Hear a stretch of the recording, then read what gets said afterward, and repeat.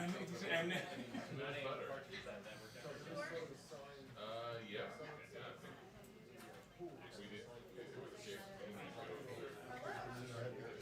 Yeah, exactly. That's the sorry.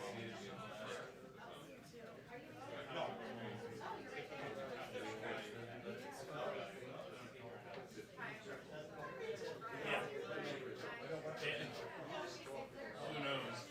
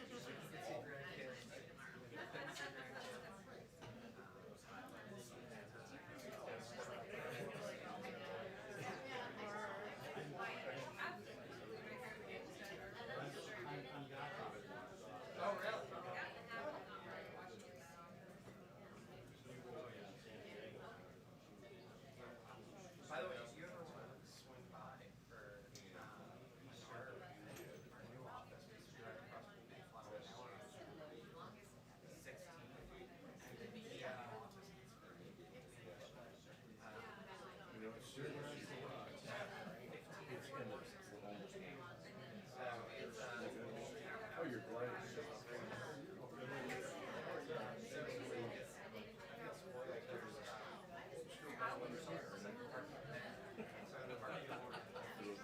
That's here.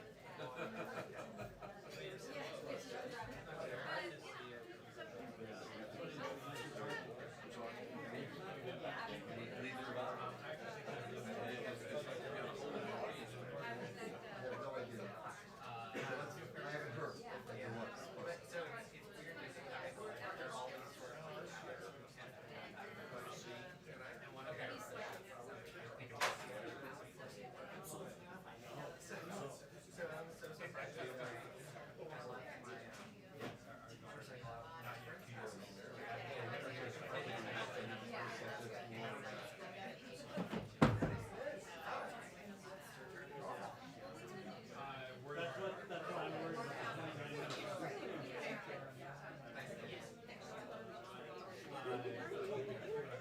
I wasn't counting on that.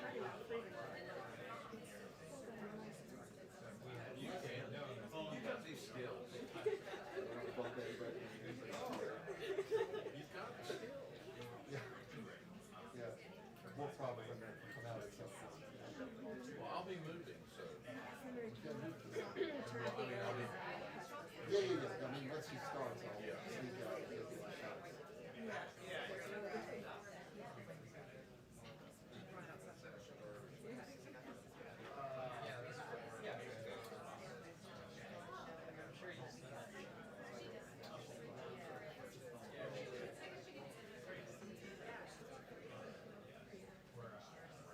Every one of your shots is rich. I don't know if you finish it. Never mind.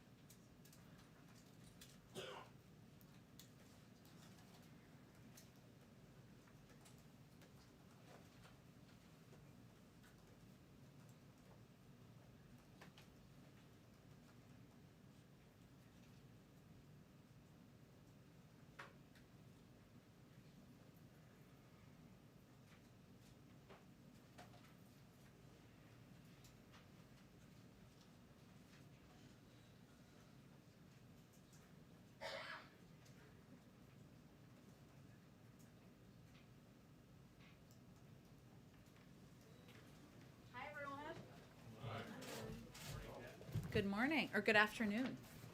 Okay, a couple of items for all of you at the top. Today, the Biden-Harris administration has launched Child Tax Credit Awareness Day to educate the public and encourage non-filers to sign up for the largest child tax credit in history. The American Rescue Plan increased the child tax credit to $3,000 for families whose children are between 6 and 17 years old, and $3,600 for families with children under 6 years old, and allows half of that tax credit to be paid to families in advance through a monthly check or direct deposit. So starting on July 15th, almost all families who have filed taxes in the last 2 years will receive this monthly payment automatically. This means most families with 2 young children would receive a monthly payment of $600 starting in July. But we want to make sure that everybody who's eligible signs up. Hence, we've launched a website, childtaxcredit.gov, very easy to remember. And if anybody is not sure, maybe they haven't filed taxes because they're not required to, they can go there and learn if they're eligible for this incredible benefit. Second, today the United States, in coordination with our allies and partners in Canada, the European Union, and the United Kingdom, has taken a number of actions to impose costs on the Lukashenko regime in Belarus for a variety of egregious acts. Last month, we said we would develop a list of targeted actions against key members of the Lukashenko regime associated with ongoing abuses of human rights and corruption, the falsification of the 2020 election, and the forced diversion of the Ryanair flight. Today, we are following through and holding the regime accountable. So earlier today, the Department of State and the Department of Treasury designated 62 Belarusian individuals and 5 entities in response to continuing repression in Belarus. And importantly, we did this alongside our partners and allies, and with these coordinated actions on both sides of the Atlantic, we are demonstrating our deep and shared concern regarding the Lukashenko regime's activities.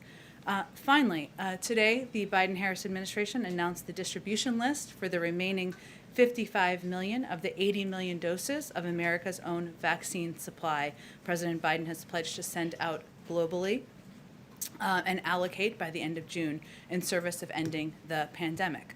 Already, we have sent millions of doses to the world, including 2.5 million doses that arrived in Taiwan this weekend. And in addition to sharing doses from our vaccine's own vaccine supply, the Biden-Harris administration is committed to working with U.S. manufacturers to produce more vaccine doses to share with the world. And we've purchased, as we announced last week, the week before that, 500 million Pfizer doses to donate to 92 low and middle income countries and members of the African Union.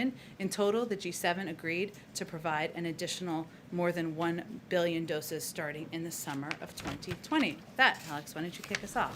Right. I have a few. The first is on that vaccine allocation. The president promised to distribute those 80 million by the end of the month, but he's obviously falling short of that goal. So is there any indication that the red tape in this distribution is costing lives at this point? Why is it taking so long? Well, first, let me say we're committed to allocating those doses. We've done exactly that. What we found to be the biggest challenge is not actually the supply. We have plenty of doses to share with the world, but this is a Herculean logistical challenge, and we've seen that as we've begun to implement. So, as we work with countries, we need to ensure that there's safety and regulatory information is shared. Some supply teams need needles, syringes, and alcohol pads. Transportation teams need to ensure that there are proper temperature storage, prevent breakage, and ensure the vaccine immediately clears customs. So this has not, as you all know, been done before. Sometimes it's even language barriers that occur as we're working to get these doses out to countries. So we have announced today where these doses are going. We will continue to announce as they land on the ground and as they are being shipped, and we're looking forward to doing that as quickly as possible. And on infrastructure, the latest compromise, you said earlier today the president needs to see more details. What details does he need to see? Was he not able to take a look at the package this weekend? And one of the issues you've obviously raised are pay-fors. So gas tax aside, that being a non-starter, what pay-fors would the White House be open to? Specifically, some have raised potentially using leftover CARES funds or funds from the December COVID package. Would those be feasible? And do you want to see the package ultimately fully paid for? Well, first let me say that the president's pledge was not to raise taxes on Americans making less than $400,000 a year. And the proposed gas tax or vehicle mileage tax would do exactly that. So that is a non-starter for him. I'd also note, for the mathematicians in the room, that only raises $40 billion, which is a fraction of what this proposal would cost. The president has proposed a range of ways to pay for this package, including ways that would not violate the red lines the Republicans have put forward. One of them is ensuring the highest, wealthiest individuals in this country pay what they're supposed to pay as it relates to taxes, additional tax enforcement, which would raise a great deal more by multiples of what the gas tax would raise, and it would fall on for predominantly wealthy Americans and just ensure they're paying the taxes they owe. So that is an area where we feel there should be an opportunity to move forward. And as it relates to details, of course, there needs to be ongoing discussion. There will be over the coming days. Rapidly, I expect to have conversations this afternoon, tomorrow. We'll read those out as those happen, provide information to all of you, and we're eager to get those continued. Is the White House open to using those leftover funds to fund the ultimate bill? Well, one, there's minimal, very small amounts that would be left over, and many of those small amounts have already been allocated, or they are to help small businesses, help keep cops and firefighters on the beat. And so we feel the best proposal that does not violate the red lines that the Republicans have put forward would be tax enforcement and some other proposals the president's already put on the table. Lastly, on voting rights, obviously, there's going to be a show vote on S1 tomorrow that's going to fail. So I wanted to come back to President Biden pledging to do whatever he could, said he'd use every sort of tool at his disposal to get the bill passed. What has he done to get that bill passed, considering this vote is going to fail? And since he has pledged that, is it time for him to start calling again for filibuster reform more loudly? That's a tool at his disposal he has not yet really pushed for. Well, first, let me just give you a sense of how we see this and how the president sees it. It's a step forward. We don't expect there to be a magical 10 votes. I'm not suggesting that. But just 2 weeks ago, there were questions about whether Democrats would be aligned. We certainly hope that will be the case tomorrow. It's important to remember that this has been a 60-year battle to make voting more accessible, more available to Americans across the country. And our effort, the president's effort to continue that fight doesn't stop tomorrow at all. This will be a fight of his presidency. In terms of the steps he's taken, he's had conversations, obviously, with members about supporting this legislation, including Senator Manchin, as you all know, over the last couple of weeks. And he will continue to advocate. He's also asked his vice president, or agreed with his vice president, that she will be in charge of this effort moving forward.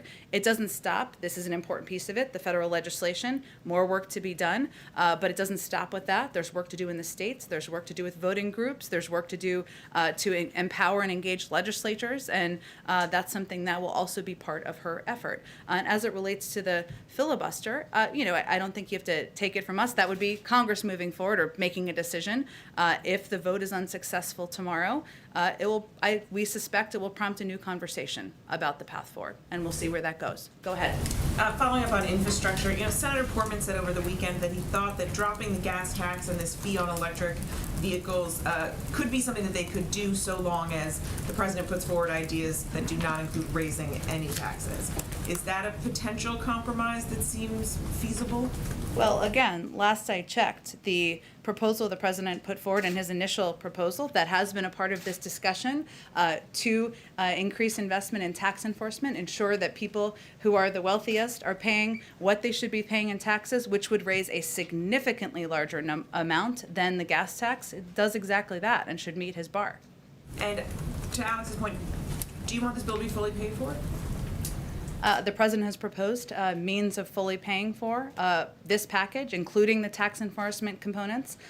He thinks that's a responsible thing to do, and we'll continue to have discussions with members about how we can find a path forward. You mentioned continuing discussion. Should we expect another in-person meeting perhaps here at the White House this week? I suspect you can expect that, yes. Go ahead. Just going into this week, how does the president view his role in these negotiations? Is he the closer? Is he the facilitator? What's his approach this week to try and get this across the finish line? I feel like there's a baseball analogy here I won't really want to deliver on, so my husband thinks I'm cool, but I can't think of it. Look, I think the president, having served 36 years in the Senate, He's always going to be deeply involved. He's always going to roll up his sleeves and want to know every detail of what's being discussed, every detail of the proposal and package. As I noted in response to Mary's question, I suspect he'll have some members here over the next couple of days to have those discussions in person. So I don't know how you. I will leave it to all of you to characterize or give a label for that, but he's ready to roll up his sleeves. Ready. The door to the Oval Office is always open, and he'll be deeply involved and engaged in these negotiations over the coming days. And some progressives have made the ask that if you're going to move forward with this bipartisan package, moderate senators commit to them to supporting the reconciliation piece of this as well, the second track, if you will. Will the president also seek that commitment from the moderates if they do move forward on a bipartisan piece of legislation? Well, I would say that the president sees this as a process that has multiple paths forward, and the reconciliation process, which is already underway, being led through the budget committees in Congress, is an important component of that. And a number of his priorities and his proposals that he's put forward are not a part of this negotiation or not a part of this discussion that's happening in a bipartisan manner. So he certainly would like to see that move forward, and he will make that case to others as well. And just one last quick one. Does he support the Manchin language on the voting rights issue? Well, again, I think this is a compromise, and as that happens, as compromises happen, it means there's a lot that you like about it, and it may not be everything you love, but he certainly sees this as a step forward. And as Stacey Abrams said over the weekend, incremental steps forward in making voting rights more accessible, making voting more available is a good thing. And he certainly is appreciative of the efforts by Senator Manchin and others to continue to make progress on voting rights, which he feels is a huge priority. Go ahead. Some quick follow-ups on things that have already been discussed. Sure. First, on infrastructure, the meeting that would be taking place at the White House this week, do we have a day or people who would be attending on that yet? It's an excellent question. We will provide more details to you as soon as we have them, but I suspect it could be more than one engagement. Okay. And then on voting rights, there's been a lot of concerns expressed about whether it's the Manchin proposal, the two bills that have been already floating in Congress, that they actually don't address the key issues that are being faced right now, which is local election officials being removed, being taken, their power being taken away from them. Is the White House going to say anything about what more needs to be done to deal with those specific issues that are happening right now? Yeah, I think that's an important point to raise. Even if the voting rights bill was sailing across the finish line with support of every member of Congress, there would still be more to be done, and that's why the Vice President is going to be leading this effort. You're right that some of that is protections for officials in states. Some of that is, frankly, pushing back on the more than 40 states where there's legislation moving forward that makes it more difficult for people to exercise a fundamental right, which is the right to vote. So, again, this is not the end of our effort. This is in some ways the beginning. And there is going to be more work done by the President, by the Vice President, by the administration to expand access to voting rights. And then one more thing, just on the financial regulation meeting that's happening in the Oval Office today. There were a number of issues that I didn't see on kind of your readout of what was going to be discussed at that meeting. It could be anything from the Federal Reserve signaling interest rate hikes to the role that meme stocks are playing in financial stability.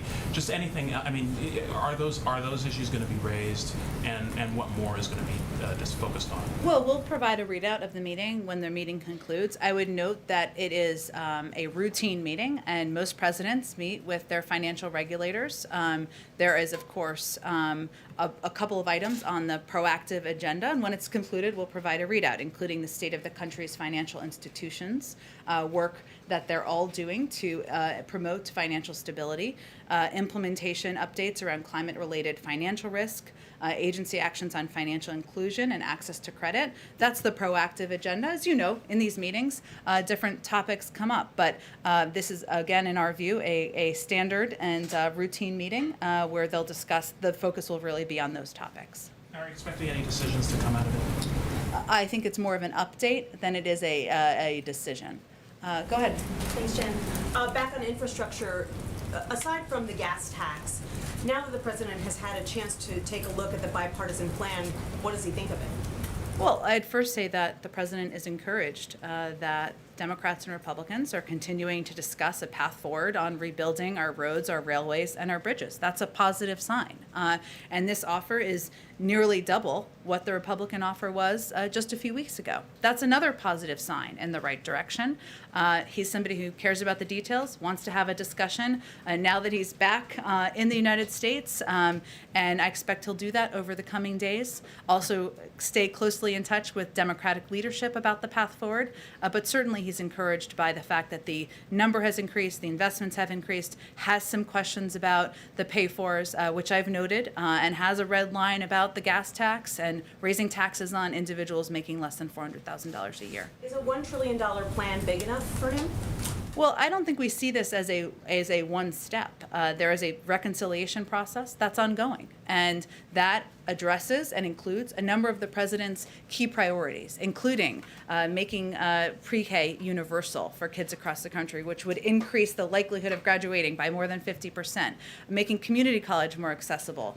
There's a lot of investments and proposals the president has put forward because he thinks they're important for our economy, for the American workforce, for our competitiveness, and a lot of those will be included in a budget process that's already moving forward. So even if this plan doesn't end up being as big as he would like it to be, he believes there are other ways to get those policies enacted? There are a lot of vehicles to move his bold ideas forward. On Medicare, does the president support Bernie Sanders' proposal to include dental and vision in Medicare? It's a great question. I actually haven't talked to him about this, so I don't want to speak out of turn. Let me do that, and we can get you all an answer on that. Finally, can you describe what safeguards the administration has in place to make sure that the children of top officials don't get preferential treatment in hiring? Sure. Well, let me say first that we have the highest ethical standards of any administration in history. A number of ethics officials have conveyed that, and we're proud of that. We have also staffed up at an unprecedented pace, and this is the most diverse administration in American history. So we certainly expect that everyone will abide by those high ethics standards. That applies in how we operate. It also applies in how hiring is done. Please. Go ahead. With the president back from his trip, with the kind of progress you've talked about that he sees on infrastructure, is he seeing this as an inflection point in terms of urgency? Is his mindset at all different after being rather patient in his approach with outreach? How would you describe where his head is right now concerning how quickly something can get done? Because there are a lot of people who are feeling like it's taking too long and that perhaps he has to have a more active central public role. Well, I'd first say that having lived through a lot of legislative battles himself, he knows that sometimes they take some time. The sausage making takes some time. But to your point, he does not feel the time is unlimited, and he would like, it is not weeks in his view in terms of moving forward and seeing if there's a bipartisan path forward. So that is why he's eager to have these meetings and discussions over the coming days in the White House and see what it looks like, see if we can address some of the questions he has about this proposal, and certainly he'd like to move forward sooner rather than later. And on Iran, the newly elected president has indicated that he does not wish to meet with President Biden or to engage on the components of the JCPOA. What is the president's view on that? Well, we don't currently have diplomatic relations with Iran or any plans to meet with at the leader level, so it's unclear that anything has actually changed on that front. I will say that the president's view and our view is that the decision maker here is the supreme leader. That was the case before the election, is the case today, will be the case probably moving forward. The Iran nuclear negotiating teams just finished their 6 rounds of talks. They have not yet announced the 7th round, but as is typical, they're back consulting with capitals, and we're looking forward to seeing where that goes moving forward. Go ahead, Peter. Thank you, Jen. On COVID-19 origins, Jake Sullivan said this week that if China does not let investigators probing the COVID origins in, they're going to face isolation in the international community. So what is an example of something that the White House thinks China would care about being isolated from? Well, I would say that, as you know, from covering the trip, last week there was a great deal of calibration around in the global community among the world's largest democracies, the world's most important security partners, about how we were going to work together to address the rising economic power of China and concerns where we have concerns, which the lack of transparency is certainly one of them. So I think what the president and what Jake Sullivan were referring to is the global community has taken notice. We're going to work together to exercise the necessary pressure on China to be a participant and to provide transparent data and access in this case. And China wants to have a role in the global community and global conversations, and certainly they would take note of that. And so the White House's position would be that isolation from the international community is more of a deterrent than, say, sanctions and threatening sanctions or some other form of punishment.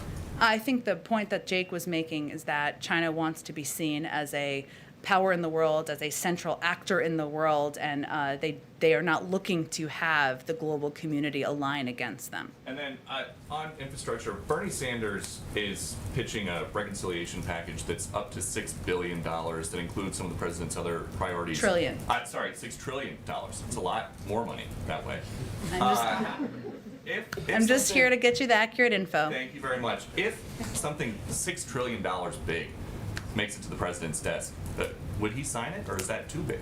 Well, first, we're not quite there yet. And I would also note that the president has put forward a way of paying for these proposals, including what he feels are necessary reforms to our corporate tax system, and asking the individuals, the highest income individuals, the top 1%, to pay more. And he's put a range of ideas out there on the table and proposals out there on the table. We're going to have discussions with Congress about what it looks like, what Democrats are comfortable with as well. There's a range of views in the Democratic Party as well, but we're not quite there yet. And the last one, a dozen or so states have now ended the federal unemployment benefits, the extra unemployment benefits. A couple more states are going to do that in coming days. Does the White House think that the governors who are ending these extra enhanced unemployment benefits before they expire are doing the right thing or the wrong thing?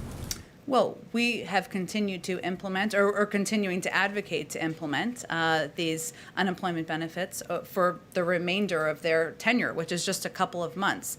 We don't actually know, because the data doesn't exist yet, what the impact of the implementation in these states is. Our view is that American families, there are still millions of people out of work. They still need a little bit of extra assistance. We also don't think that these benefits should be never ending, hence they're going to expire in early September.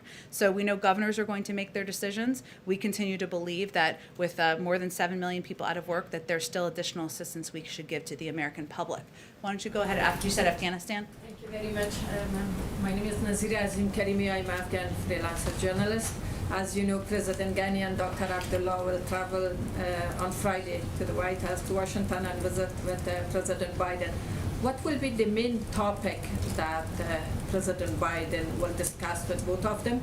And also, Taliban continues their attack in Afghanistan even today.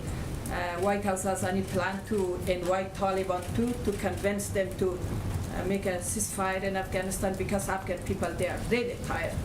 Afghan and emotionally, we are in a bad situation. Understood. Well, I know that President Ghani will be here in the United States on pre-planned travel to New York, I believe, and of course the President looks forward to welcoming him to the White House for a meeting on Friday.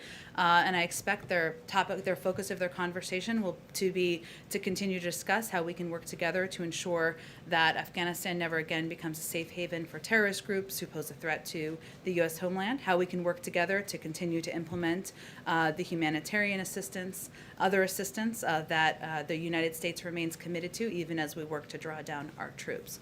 Go ahead. Thank you, Jen. Just two questions. One, in the wake of the Supreme Court ruling on the NCAA and college athlete compensation, does the White House believe that there should be federal rules or some kind of federal standard governing college athlete compensation, or is that a decision that the administration believes should be left up to states?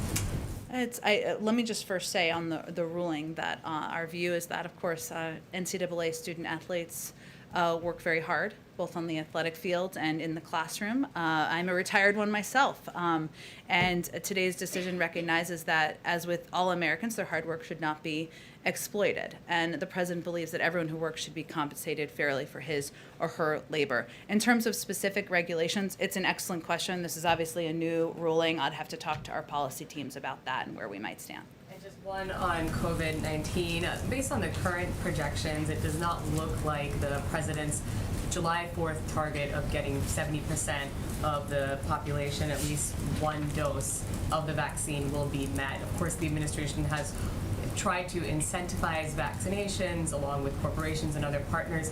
What else can the White House do at this stage to try and change the trajectory of vaccination rates? And what are the concerns of missing that target in terms of the president's desire to get back to normalcy? Well, first let me say we've made tremendous progress in our vaccination efforts to date, and the ultimate goal has been to get America back to normal, as you said, and we're looking forward to doing that even here at the White House. As you know, we've invited over 1,000 essential workers and military families to join the president on the South Lawn, and many more with fireworks on the Mall. What we've seen over the course of the past couple months in terms of progress is a massive reduction in the number of COVID cases by about 90%, a 95% reduction in the number of deaths that are down. That's significant progress. We set this bold, ambitious goal because we wanted to continue to make progress, and we're doing exactly that. We've seen 16 states meet it. What we've seen as we've dug into the data is that there is a big gap between individuals 25 and over and 18 to 25. 18 to under 25.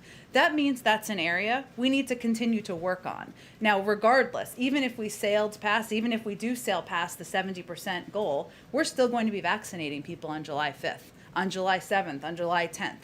That is still going to continue to be part of our objective. But as we dig into the data, we know that what we're seeing is a lower rate among young people. That's concerning, especially with the Delta variant being on the rise as it is, which does not discriminate by age, which still could cause death, serious illness. I expect in the coming days you'll get an update from our COVID team on where we are on the data and the different categories as they dig into it, so I don't want to get ahead of them, but we're going to continue to run through the tape. We're also going to continue to be focused on where we can raise the rates and raise the numbers where we see there's a lower uptick of vaccination. Go ahead. Thanks. I think there's a fly on your head. Oh, thank you. Oh, thank you, guys. At least it's not a cicada. I swear, those things are. Okay, but I do have actual questions. I appreciate it. I was like, is there breaking news? But there you go. Okay. Yeah.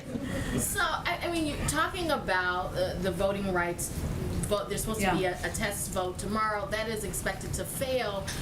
When you look at right now, the prospect for voting rights is not very high to get something through Congress as things stand right now. So what I would like to know is if you can say specifically what the White House plans to do if you cannot get some type of federal action. I know you said that there are a lot of other things. You look at this as the beginning of the process, but ultimately on an issue as fundamental as voting rights, if you cannot get federal action, what is left for the White House to do?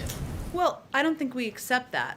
The point I'm making is that it's also state action. It's also, frankly, action that's been happening from the Department of Justice, including increased funding and increased implementation across the country, which is something that the President and the Attorney General have both emphasized as a priority, and we've made some specific announcements about. So, look, I think as we look to tomorrow, what's clear and what we're measuring, I think, is the Democratic Party united? We weren't as of a couple of weeks ago. That's a step forward. If and when, and as I will acknowledge, we don't expect there to be a magical 10 or more Republican votes. They've been clear. The Republican Party and Republicans in the Senate. They do not want to make it easier to vote. They do not want to make it more accessible for Americans to vote. Well, where do we go from there? That is a conversation we're going to have with leaders in Congress, with Democrats, with a range of members who also want to see advances on voting rights. And I expect the President will engage with Senator Schumer and others on the path forward. When you talk about a conversation, that means a conversation on the filibuster, I would think, because like you said, there's not the 10 votes in the Senate. And that being the case, what do you expect that conversation to look like? Are you having conversations with Senator Manchin and others about possibly making changes to the filibuster, at least when it comes to voting rights, if anything is going to get done in Congress? Well, first, I would say the president has spoken to his support for a talking filibuster in the past, and at times other members have as well. It requires 50 Democrats to support changes in the filibuster rules. I will allow you all to do your vote counting of where things stand there. I suspect it's not just one or two individuals who are opposed to that. I will note, though, as I said earlier, that if the vote is unsuccessful, we suspect that may change the conversation on the Hill. We will see. But I'm not going to get ahead of where things are. There's going to be a vote tomorrow. Democrats, we suspect and hope, will be united in making voting more accessible for people across the country, making sure we're advocating for it as a fundamental right. This is an opportunity for Republicans to stand up and do the same. Shouldn't be a partisan issue. Go ahead. Oh, thank you, Jen. I have two topics for you. Yeah. The first, I wanted to ask you about crime. I wanted to understand, is there a concern at the White House that there could be an increase in crime this summer with the pandemic lifting? And is that concern the reason that the president is going to weigh in this week? No, the reason is that there's been actually a rise in crime over the last 5 years, but really the last 18 months. And so it's an opportunity for the president to speak to what he's going to do to help address that. And as we've seen around the country, it is a concern of many Americans, Republicans, but also Democrats too, not necessarily through a partisan lens. It was something that President felt it was appropriate to speak to and tell the American people what he's doing to help address. Would he be approaching this a little differently than he did perhaps in '94 when there was another crime wave that Democrats responded to? I mean, can you talk to how his approach might change? Well, I'm not going to get ahead of his comments or remarks later this week, but it is an area where the president feels a great deal of the crime we're seeing as a result of gun violence. You can expect he'll speak to that and his commitment to continuing to address gun violence and gun safety in the country. And certainly a long time has passed since the crime bill in '94. He's spoken himself to differences, things he would stand by, things he might do differently. But I wouldn't see this as a response to that as much as a conveying to the American people what he's going to do now to help address the rising crime we've seen over the last year and a half. And I just wanted to follow up on Phil's question from earlier about the Manchin compromise that had been floated. Just if you could talk specifically about his idea, or if you could speak specifically to the administration's position on allowing or requiring some form of voting ID when people go to the polls. I think the president's looking, I'm not going to go through different individual pieces of the package. It's a compromise. The president, there are components of there, of course, that I think universally among most Democrats in the country, an extension of early voting, making Election Day a law, we would support. This is a step forward, should be seen as an incremental step forward. We'll see what's the next step in Congress. Go ahead. Jen, thank you. A quick one on immigration and then another topic. There's been reports, Axios is reporting that the White House is eyeing the end of July for potential timeline to lift Title 42 at the border. CDC is also referring to White House on this.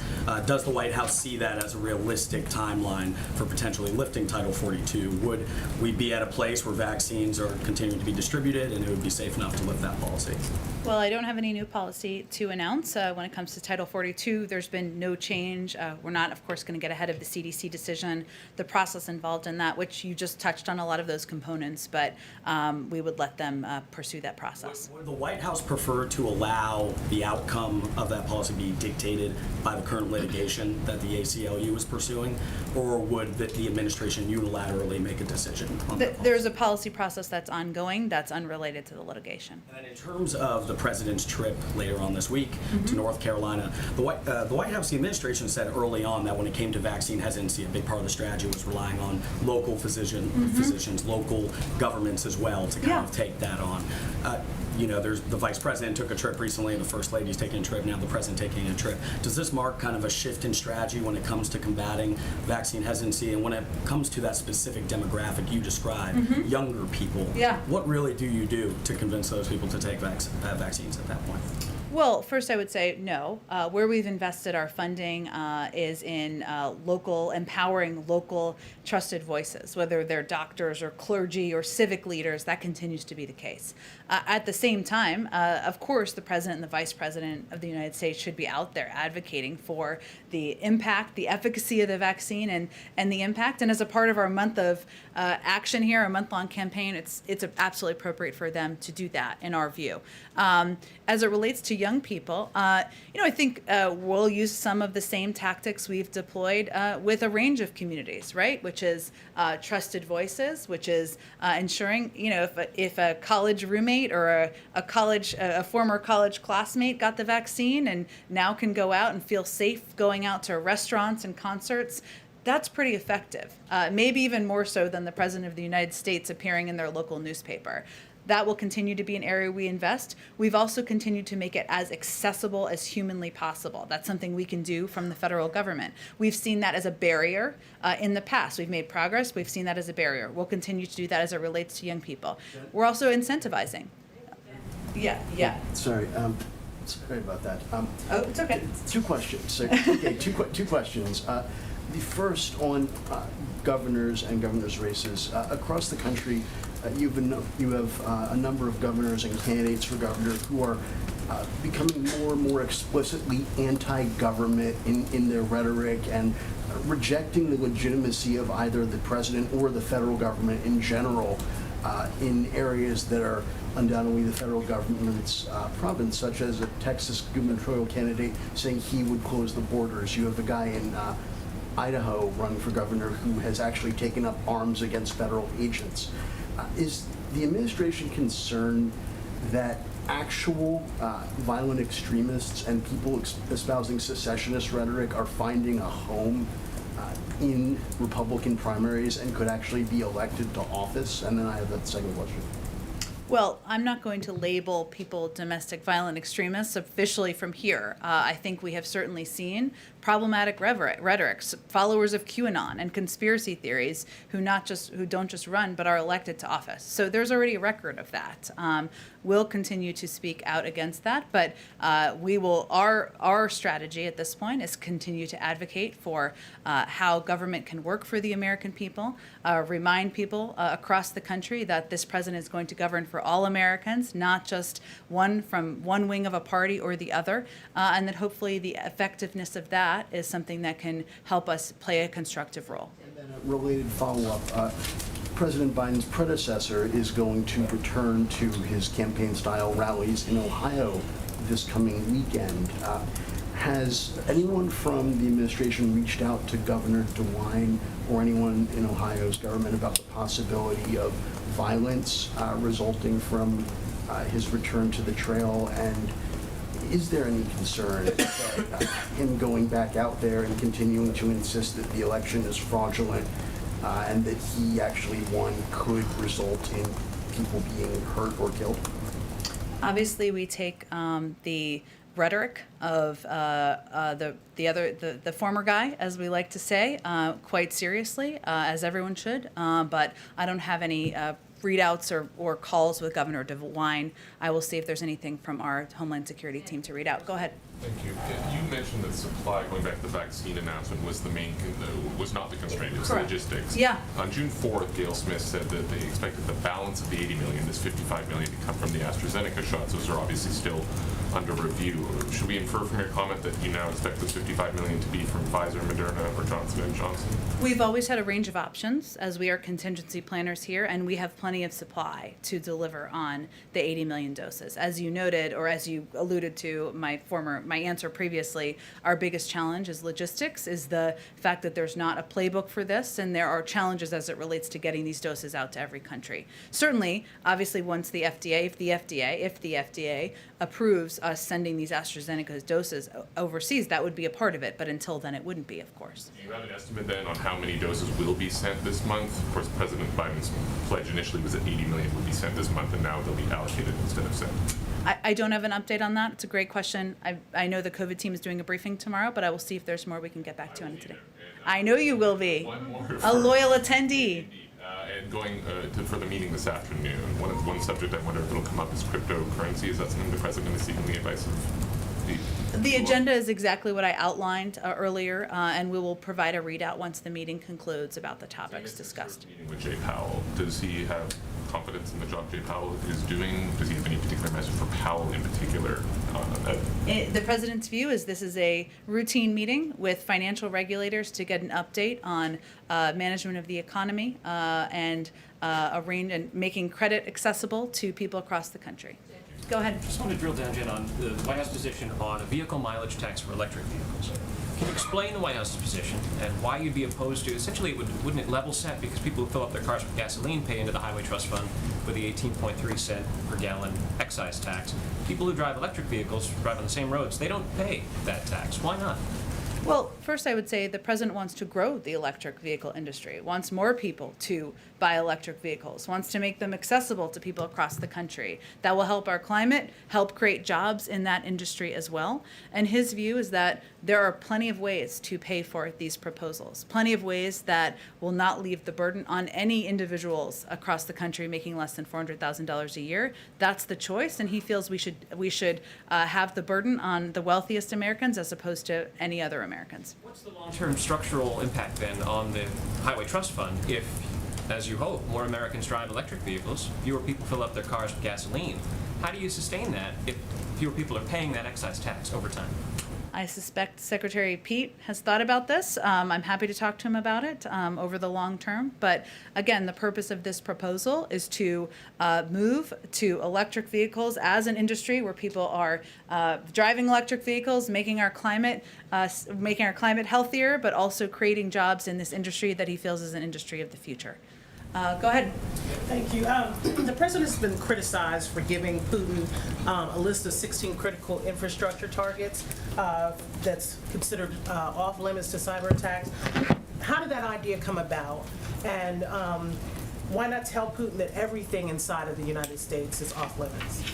Well, first, I don't think it required the president providing a list for President Putin or Russia to determine what is critical infrastructure in the United States. I know that has been part of the conspiracy response to his proposal. The president was being clear.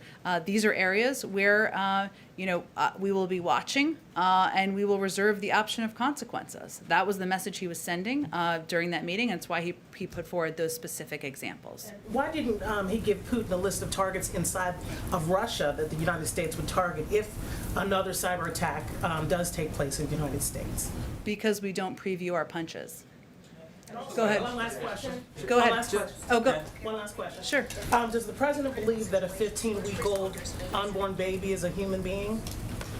Are you asking me if the president supports a woman's right to choose? He does. Go ahead. Jen, another question actually on the summit last week with Putin. A State Department official after the summit said that the Havana syndrome, these anomalous health incidents among U.S. personnel, had come up. It was referenced. Who referenced it to who? I don't have any more specifics from that meeting to read out for you. Why would the topic come up if there is no confidence in this building or with intelligence agencies as to the perpetrator? I just don't. We have not attributed, as you know. I don't have anything more specifically on this topic from the meeting. White House reaction on the Supreme Court decision to Fulton versus City of Philadelphia. Does the White House have a reaction on that? Yes. Case? I think we have issued a reaction to it. I don't have anything more to it. Go ahead. I think we got to move on. Go ahead go ahead right there. Yep. Go ahead. Right. Go ahead. I wanted to follow up on the Geneva summit. If I okay. Sure. What specific steps the administration is taking now to implement understandings reached by President Biden and President Putin in Geneva? I'm especially interested, as you probably understand, in the potential dialogue on cyber and the strategic stability. Should we expect in-person interagency meetings on that, or are we talking about something online. Any idea about that? Sure. So first, let me say the president did accomplish exactly what he wanted to accomplish in Geneva, which is identifying areas where the United States and Russia could work together in our mutual interests. We launched these strategic stability talks.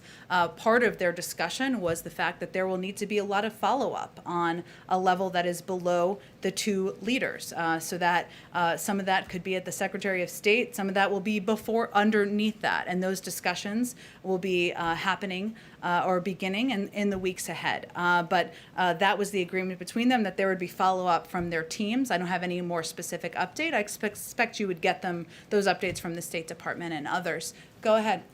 Go ahead, but actually, this woman right in front of you, I was trying to point to her, and then I'll go to you next. Go ahead. Oh, no, right behind you. Go ahead. Oh, right here did you have a question? Right there in the polka dot shirt? Yeah, I do. Go ahead. Okay. You can't tell. No, sorry. On the debt ceiling, there's Yes. going to be a fight coming up next month, and they've been known to be epic showdowns on debt ceiling. Yeah. So what is the president's stance on raising the debt ceiling, and if no agreement can be reached, will the Treasury Department take extraordinary measures? The president believes that Congress will do what they've done 3 times during the Trump administration, which is to raise the debt ceiling. We know that will be a central focus and discussion, probably even in here, come the fall. But he expects they will do what they've done 3 times over the last. Go ahead. Thank you, Jen. The president said repeatedly on the campaign trail that he opposes defunding the police. He's addressing rising crime across the country on Wednesday, and you mentioned this. What is the president's message to some mayors who are considering reducing police budgets or already have reduced police budgets? Well, I would say first, in the president's implementation of the ARP, part of the funding that goes to local and state authorities is to ensure that there are police that are kept on the beat. Obviously, state and local authorities are going to determine how they spend that money, but certainly he included that funding because he feels it's important to communities across the country. One more. Yeah. So I was wondering if you could tell us about the president's reaction. Some Senate Republicans are delaying confirmation of his OPM nominee over fears that if confirmed, she would incorporate what they see as detrimental critical race theory into federal directives. What is the White House's response to that delay? The president believes that this is a qualified nominee, one the Senate should move forward expeditiously so that we can ensure we have a full team in place across the government to continue to work with Democrats and Republicans in Congress. Go ahead, Nani. Thank you, Jen. Just to follow up on Iran, an EU negotiator said today that they cleared on certain technical issues, but they still have problems on a political one. And some sources in Vienna, indicating that they might reach a deal by the middle of July. Is this optimistic? What's your assessment of that? Can a deal be reached considering the election of the hardline president? Well, again, I don't have a new deadline to set here. As you know, because you follow this closely, they just finished their 6th round. It's natural that they would be returning to capitals, the negotiators, to consult with their capitals and leaders in their capitals. That's happening now. Our view is that there is a decision maker here and that has not changed, and it is the supreme leader. So we are going to continue to work to move these diplomatic negotiations forward because it's in the interest of the United States and the interest of our national security. But I don't have a new timeline to set for you. But that he's been the decision maker before the election, after the election, and even after an inauguration. Go ahead. Thank you. You announced sanctions against Belarus today, which include visa restrictions, property, assets, designation. But previous reports suggested there would be economical targets, that the sanctions would be tougher. Why have you refrained from putting economic sanctions on Belarus, which would be more significant? Well, we just announced a huge number of sanctions in coordination with our European partners to send a clear message that the behavior is unacceptable. Not just the diversion of the Ryanair flight, but oppression of democracy within the country. And that's something, again, we did in coordination with our partners because we felt these would be the most effective means of sending that clear message. Go ahead. Why hasn't the president nominated anyone to lead the FDA at this point? I know this is a popular and understandable question. Certainly, he's eager to have somebody who's qualified and prepared to take on the role, and he's not going to expedite it until he's ready to make a decision and make an announcement. Go ahead. Thank you, Jen. Yeah. The U.S. Conference of Catholic Bishops is writing a document to clarify who should receive communion. And this is targeted at politicians, people who have a high public profile. What's the president's reaction to this? Well, Joe Biden is a strong man of faith, and as he noted just a couple of days ago, it's personal. He goes to church, as you know, nearly every weekend. He even went when we were on our overseas trip. But it's personal to him. He doesn't see it through a political prism, and we're not going to comment otherwise on the inner workings of the Catholic Church. Statements by the bishops make the president reconsider his public support for policies that increase access to abortion or allow access to abortion in the United States. Again, the president's faith is personal. It's something that has helped guide him through some challenging moments in his life, and that's how many Americans see their faith as well, not through a political prism. So I would suspect he will continue to attend church as he has for many, many years. Go ahead, Jonathan. Abortion runs contradictory to USC. Go ahead. I think we're going to move on to the next question because I've just answered that, and it's personal. Go ahead. Thank you. There's a gubernatorial election in New Jersey. Governor Murphy's running for re-election. He endorsed the president last time, raised money for him. Is the president going to help Governor Murphy win re-election this fall? Well, certainly he'd be eager to see him win re-election, of course, and continue to be an important partner in the state of New Jersey as we work to continue to address the pandemic, get people back to work. In terms of what his specific political plans are, I don't have anything to preview for you at this point in time. Go ahead. Jen, one more question about Iran.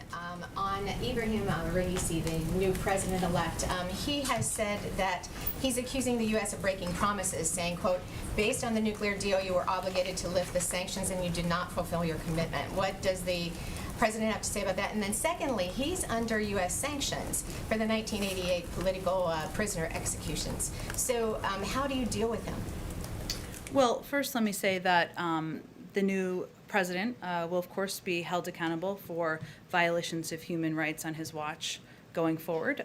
We strongly urge the Iranian government, regardless of who is in power, to release political prisoners, improve respect for human rights and fundamental freedoms for all Iranians. Again, I would note, and let me just say on the sanctions piece, that as we're in these discussions, in the middle of these discussions, after the 6th round, the precise nature and sequence of the sanctions-related steps the United States would need to take to achieve a mutual return to compliance with the JCPOA is a subject of the talks and of the discussions. And we certainly understand, as we've seen in past rounds of these negotiations, that there will be a range of rhetoric to address political needs at home. We understand that. But our focus remains on these negotiations that we look forward to continuing to participate in. Go ahead. Thanks so much. So even if you manage to reach a nuclear deal or deal with the Iranians on nuclear deal reentry, Republicans in Congress could force a vote to block sanctions relief. 4 Senate Democrats who are still in office, including Majority Leader Schumer, voted against the original deal when it was negotiated. So are you confident you have the votes in Congress to relieve sanctions and re-enter the nuclear deal? Well, there isn't even a deal yet, right? So I understand why you're asking that question, but it's a little bit ahead of where we are. May we have a deal where we can have that discussion?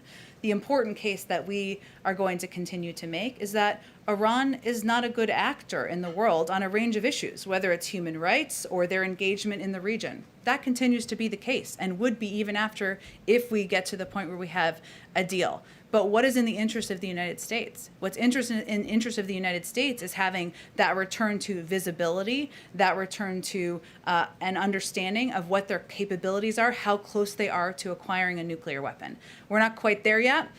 When we get to a point, if we get to the point when there's a deal, we're happy to have the discussion about the legislative vote count. Go ahead. Thank you, Jane. I thought you didn't take my question. No, go ahead. Thank you so much. President Biden recently announced that the U.S. will provide corona vaccine to North Korea. Mm-hmm. Do you know how many doses and what kind of vaccine are we going to provide to North Korea? Well, we announced that we would be providing about 1 billion doses to the global community and the 92 countries working through COVAX for 75% of it, who are the lowest and middle income countries in the world. That's what we've announced, but I don't have any more details than that. Go ahead in the back. Oh. Okay, we'll go to this last one since I just called on him, and then we'll wrap it up. Go ahead. Representing an audience that is quite different from this gentleman's, I'd like to repeat his question. The U.S. Supreme Court decision in the city of Philadelphia v. Fulton, you said that the White House issued a reaction to that. I don't believe that is the case. Was the president briefed on that decision? I thought we had. If not, I will get that to you and to this gentleman over here. Thanks, everyone, so much. We'll do this again tomorrow. Okay. Thanks, Jen.